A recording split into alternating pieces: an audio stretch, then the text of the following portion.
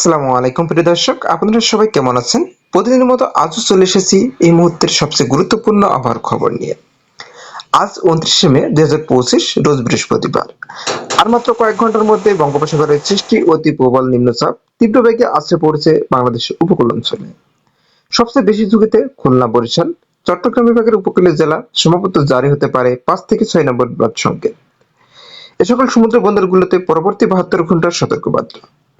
আবহাওয়া অধিদপ্তরের মতে আগামী ৩ দিনের ৬৪ জেলা জুড়ে একটানা ভারী থেকে অতি ভারী বৃষ্টিপাতের সম্ভাবনা রয়েছে। বিশেষ সতর্কতা: রংপুর, ময়মনসিংহ, সিলেট বিভাগ এবং চট্টগ্রাম, ফেনী ও কুমিল্লা জেলায় ভয়াবহ বন্যার আশঙ্কা। পাহাড়ি এলাকাগুলোতে ভূমিধসের সতর্কতা জারি করা হয়েছে। এখনকার পরিস্থিতি ইতিমধ্যে নিম্নচাপের মেঘালয়া বাংলাদেশের ভিতরে প্রবেশ করতে শুরু করেছে। আজ রাতে দেশের প্রায় সব বিভাগে বজ্রসহ বৃষ্টিপাতের সম্ভাবনা রয়েছে।